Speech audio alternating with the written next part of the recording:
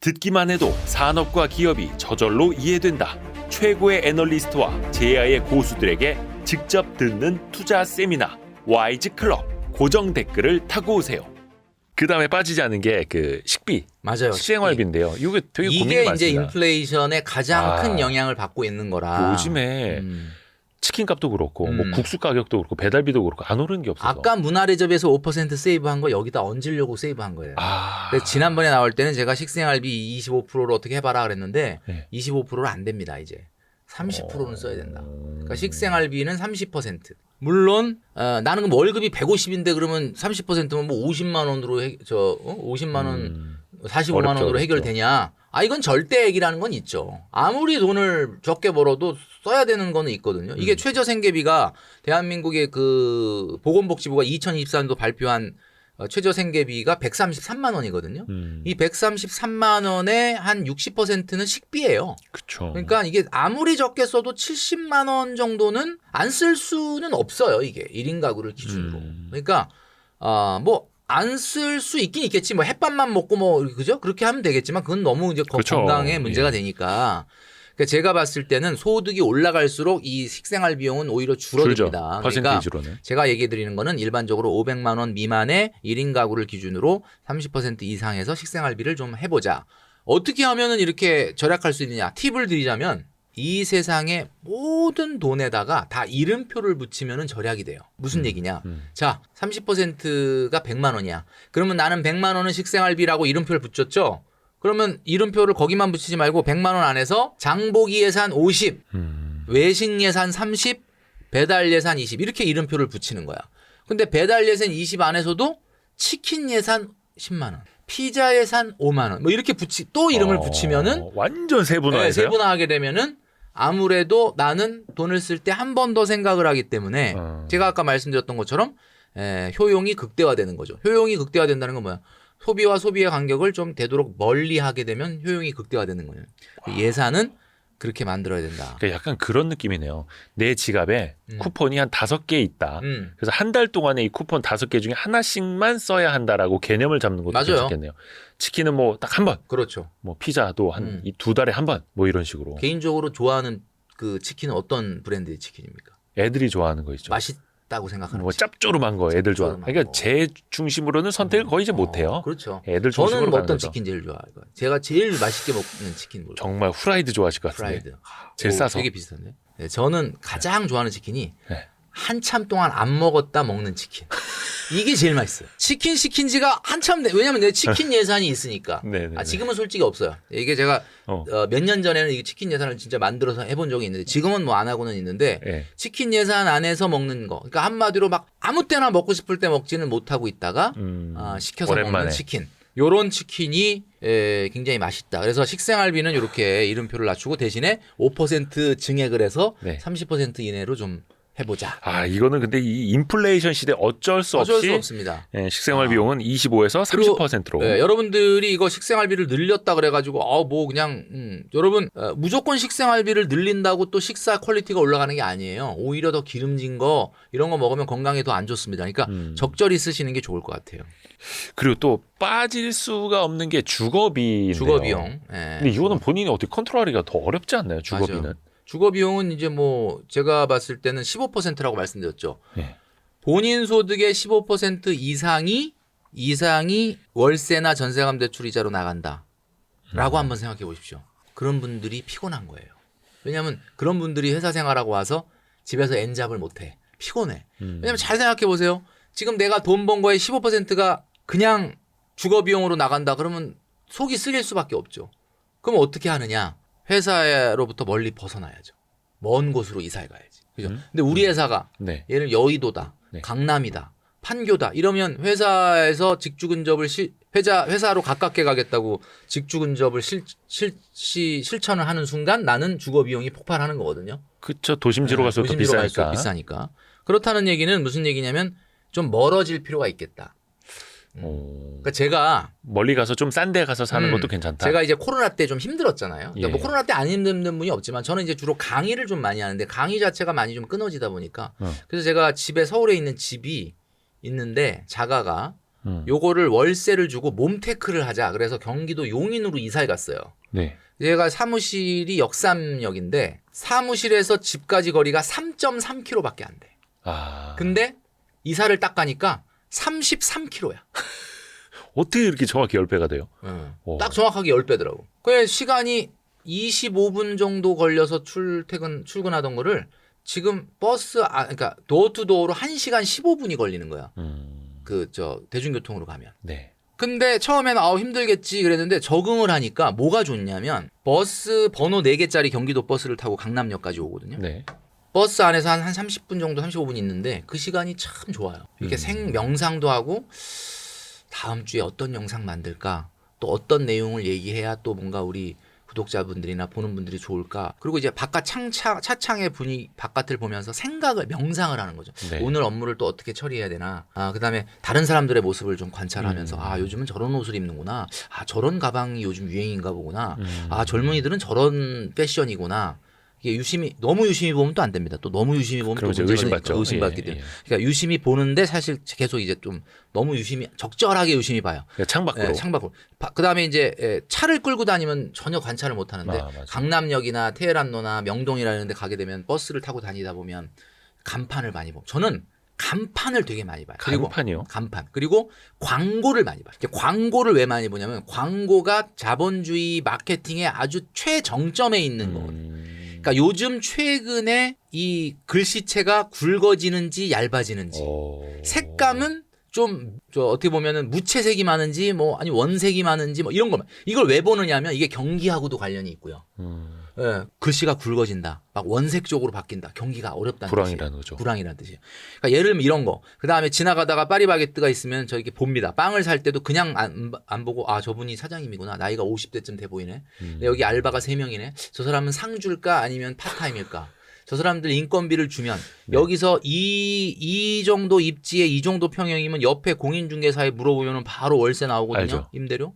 임대료 내고 본사에 50% 송금하고 얼마 팔아야 저 알바비 주고 얼마 가져갈까 이런 거 생각해요. 그러니까 이게 여러분 이게 뭐냐면은 내가 출퇴근 거리가 1시간 정도가 확보가 되면 여러분 그 1시간이 피곤한 1시간일 수도 있지만 오늘 하루 업무를 어떻게 진행할 거고 이번 주 어떻게 살아야 될 거고 내가 지금 어떻게 뭘 해야 될 건지 세상이 어떻게 바뀌는지를 명상하고 소위 말하는 이런 어떤 시간 여러분 회사 가가지고 딱 앉아서 컴퓨터 앞에 이번 주에 한 주 어떻게 보낼 건지 명상하고 업무 시작하십니까? 안 되잖아요. 그러니까 출퇴근 시간은 저는 무조건 수도권과 광역시에서는 도어투도어로 50분, 55분은 돼야 된다고 보는 사람이에요. 만약에 50분, 55분보다 더 줄여서 그냥 눈곱 떼고 딱 나와가지고 오피스텔에서 건널목 건너니까 우리 회사다. 그러면 그분은 시간을 거의 하루에 한 2시간, 1시간 이렇게 세이브하는 거잖아요. 네. 그럼 세이브한 시간으로 여러분 뭐 하십니까? 글쎄 모르겠네. 세이브가 됐는지도 모르겠네. 세이브된 시간에 잔다, 쉰다. 여러분 그건 안 됩니다. 그래서 저는 그러니까 그 세이브한 시간으로 지금 돈을 갖다 몇십만 원을 더 쓰고 있는 거예요. 여러분 너무 야박하다 생각하지 마시고. 근데 이제 많은 분들이 출퇴근에 드는 시간도 비용이다. 그래서 그 시간을 줄이는 것도 하나의 재테크가 될 수 있다 이렇게들 이야기를 하시는데. 그게 이런 거예요. 내가 직주 근접을 했더니 제가 어떤 분을 만났더니 왜 이렇게 직주 근접을 비싼데 여의도까지 했어요? 그랬더니 제가 사실은 끝나고 나서 통번역 일을 좀 알바로 하고 있는데 너무 출퇴근 시간에 시간을 많이 뺏겨가지고 일단 조금 월세를 더 내더라도 가까이 와서 주말이나 이런 평일 저녁에 시간을 세이브해서 요 일을 좀 더 하려고 합니다. 이거는 저는 무조건 박수 쳐도 그런 거는 이유가 있는데 몰라요. 그냥 너무 난 먼 거는 짜증나 힘들어 쉬고 싶어 이래서 그냥 길바닥에다 돈을 몇십만 원을 더 뿌리겠다 이거는 기본적으로 목표가 이끄는 삶이 아니죠. 그러니까 직주 근접을 해서 시간을 세이브한 것도 결국은 목표가 있어야 된다. 그럼요. 왜 이유가 분명해야 돼. 이유가 있으면 돼요. 그냥 가까이 다니는 게 힘이 덜 든다. 이걸로는 안 된다. 편하다. 제가 말씀드리지 않습니까? 편한 만큼 쓰고 불편한 만큼 모이는 게 돈이거든요. 그러면 여러분 왜 이렇게 돈이 없는 줄 아세요? 계속 편해서 그래 지금. 편한 만큼 쓰고 불편한 만큼 모여. 돈을 여러분보다 잘 모은 분은 무슨 뜻이냐? 그만큼 나를 자발적 고난의 고통의 시기로 밀어넣은 사람들이에요. 그러니까 지금 그 통장에 그 사람들은 똑같은 월급 받으면서도 돈을 더 많이 갖고 있는 거란 말이에요. 이것도 명언이네요. 편한 만큼 쓰고 불편한 만큼 모으게 된다.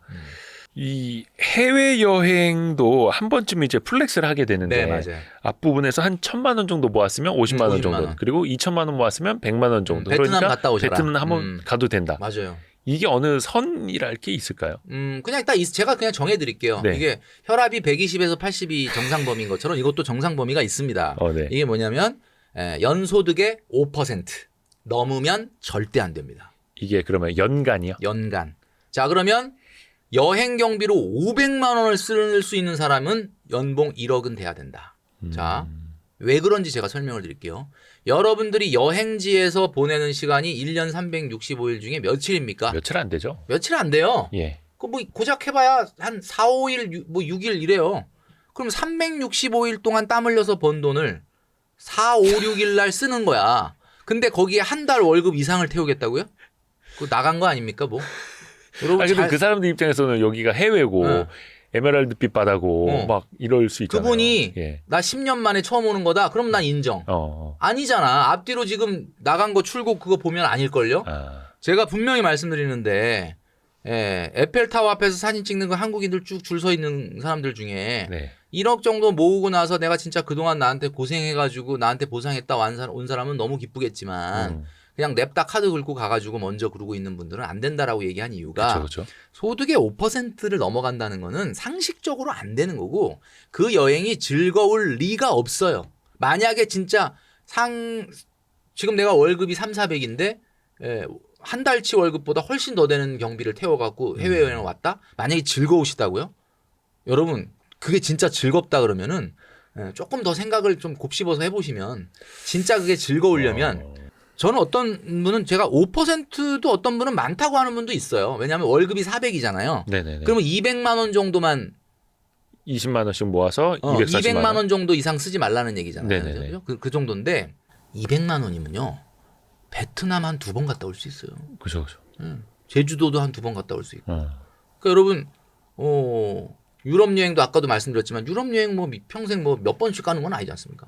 저는 친누님이 독일에 80년대부터 가가지고 지금 이제 독일 사람이 됐죠. 독일 분하고 결혼하고 아이도 낳고. 그러니까 뭐 지금 한국말을 잘 못할 정도로 이제 거의 독일 사람이 됐는데 뭐 한 5년, 6년, 7년 만에 한 번씩 오거든요, 한국에. 나는 한 번도 안 갔습니다.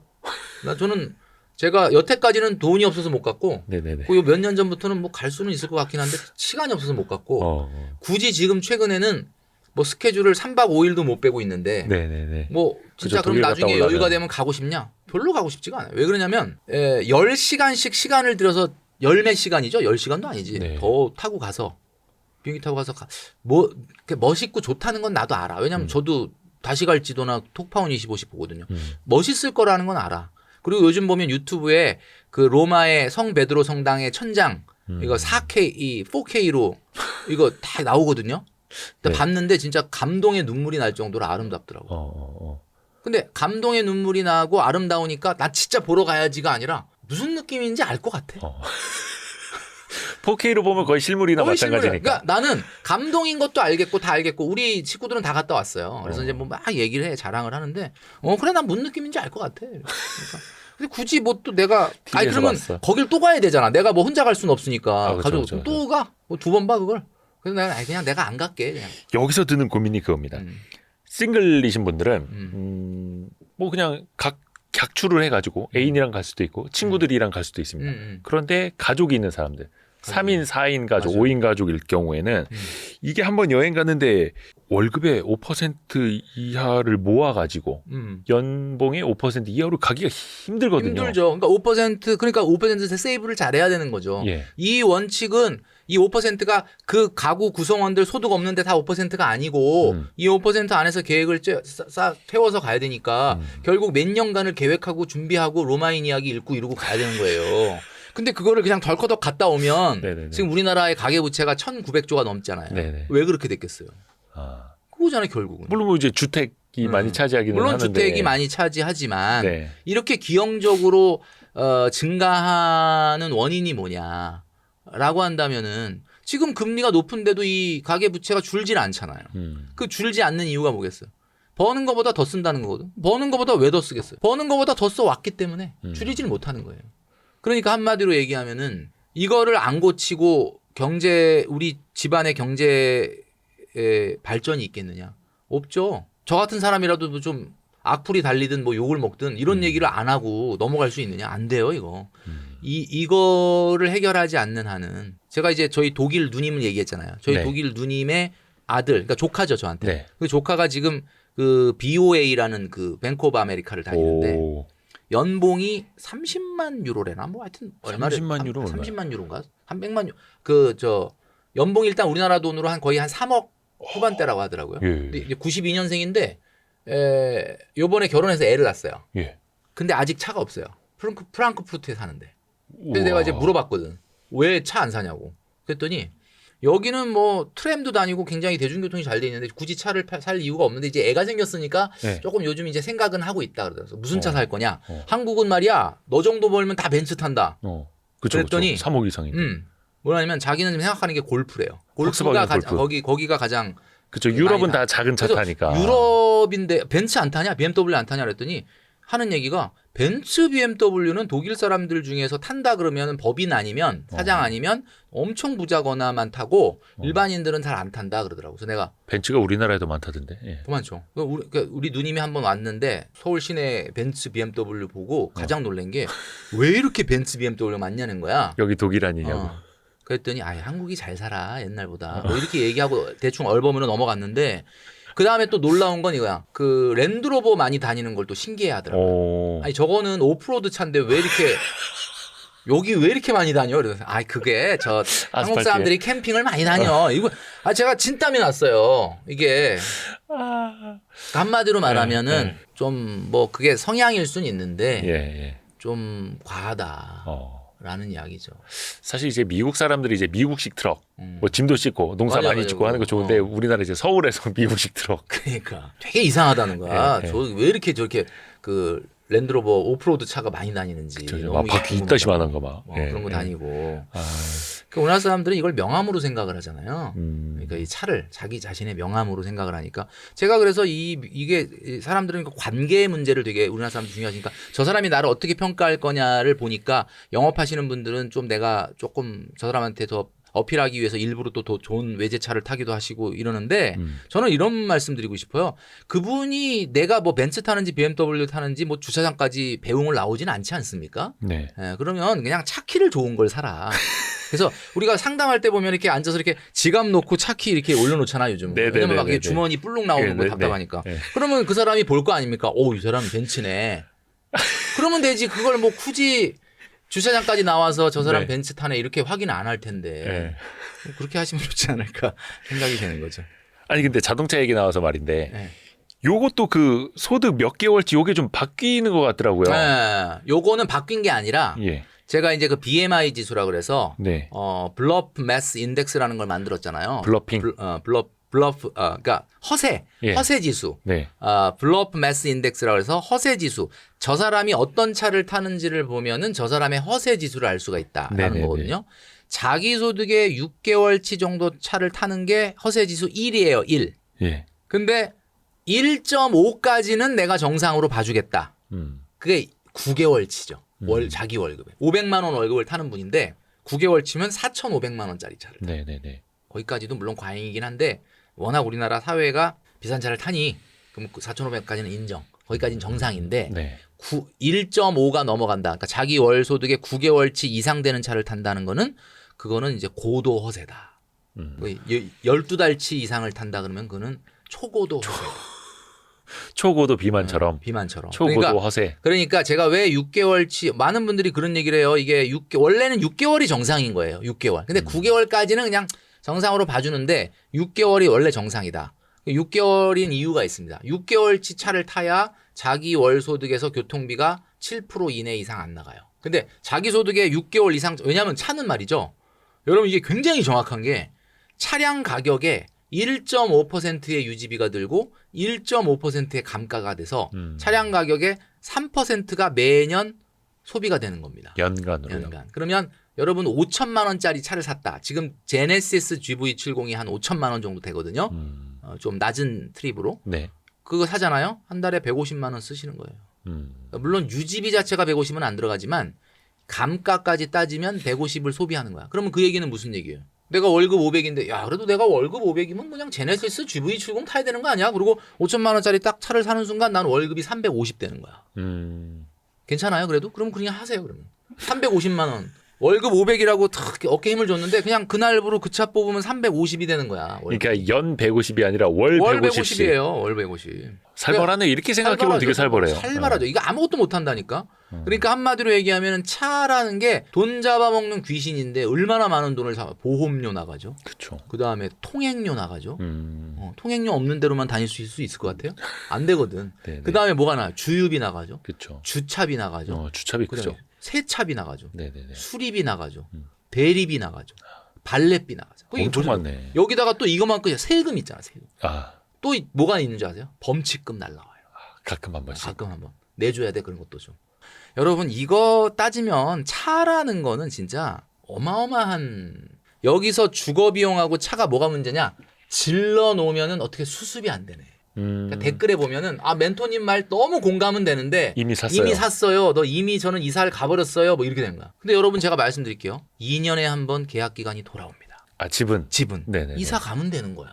싼 집으로. 그 다음에 차 있지 않습니까? 요즘 부쩍 광고가 많이 나오는 게 K카, 헤이딜러 이거 자꾸 나오잖아. 네네. 여러분들 차 번호판만 입력하면 내 차 시세 나오잖아요. 그거 왜 광고하겠어? 빨리 팔으라고 광고하는 겁니다. 팔면 돼요. 그거 뭐 어려워요. 근데 이제 팔아도 된다. 그리고 항상 강조해 주시는 게 월급 400 이하 자차 금지. 자차 금지. 그거는 어떻게 변동 이건 없습니까? 변화 없습니다. 가격대? 400만 원 넘어야 400만 원 넘는다고 사라는 얘기는 아닙니다. 안 사도 되는데 죽어도 꼭 사야 되겠다면 400만 원이 넘은 다음에 사라는 거고 네. 지방에 있는 분들 이 말 들으면 또 굉장히 흥분하시는데 400이 안 되지만 여기는 대중교통이 없다. 막 그냥 무슨 버스가 막 50분에 한 대 온다. 막 그러면서 막 핏대를 세우시면서 막 저한테 막 뭐라고 하시더라고요. 네. 그래서 제가 알았다고. 아, 그럼 뭐 400 뭐 사야지 뭐. 근데 차가 뭐예요? 이렇게 물어보면 제네시스 GV70이야. 아니 무슨 제네시스 GV70이 교통수단이에요? 여러분 그거는 그 교통수단 아닙니까? 아니 그러니까 그거는 교통수단 아니죠. 플렉스 수단인가요? 그렇죠. 그건 그거는? 플렉스 수단이죠. 교통수단이 오늘 아니죠. 알았네. 제네시스 BMW 벤츠가 이동수단이 아니에요. 그거는 이동수단이 아닙니다. 그러니까 그거는 과시용이잖아. 그러니까 제가 차키를 사라는 거예요. 차키를 벤츠로 사요. 그러면 되잖아. 야 이거 오늘도 깨달았습니다. 그렇죠. 이동수단은 저거 비싼 거 있잖아요. 그 1억 5천짜리 그 한 칸에 1억 5천짜리 그 지하철 뭐 이런 거 있잖아요. 버스 요즘 전기차 뭐 이런 거 그런 거 타고 다니면 되지. 그렇죠. 버스가 이제 몇 억하죠. 몇 억하죠. 근데 그런 거 좀 공유할 수 있는. 저는 버스 타면 이게 차량 가격이 2억이라고 들었는데 여기에 70명이 타면 이걸 2,800원씩 해서 몇 번을 돌려야 이거 원금을 뽑을까 몇 년 동안 뭐 이런 거 생각하거든요. 근데 그러면 여러분들 출퇴근 시간에 그런 거 생각하시면 됩니다. 꼭 무슨 물방울 터트리거나 뭘 꼭 봐야 되는 건 아니고 명상과 뭔가 이런 어떤 사고, 세상이 어떻게 돌아가는지에 대한 이 통찰을 좀 하시면은 상당히 그 시간이 좋다. 이렇게 저는 말씀드리고 싶어요. 야, 오늘 이 시간이 더 의미 있었던 건 뭐냐면 그냥 그 당장 버려야 할 10가지 소비 습관을 리마인드 하는 것뿐만이 아니라 AS가 돼서 더 좋네요. AS, 보안. 약간 이제 인플레이션도 반영을 하는 거고 하고, 시대상도 반영을 시대상도 하고. 반영하고. 너무 좋았습니다. 네. 그래서 오늘도 이제 뼈를 몇 대 좀 맞았고 명언도 많이 나왔습니다. 네. 해서 언제든지 또 여러분들 그 돈줄 나고 싶다면 김경필 머니 트레이너님과 함께 하면 됩니다. 그래서 김경필 멘토님 오늘도 함께 해주셔서 고맙습니다. 네, 감사합니다. 감사합니다. 감사합니다. 아유 고생 많으셨습니다.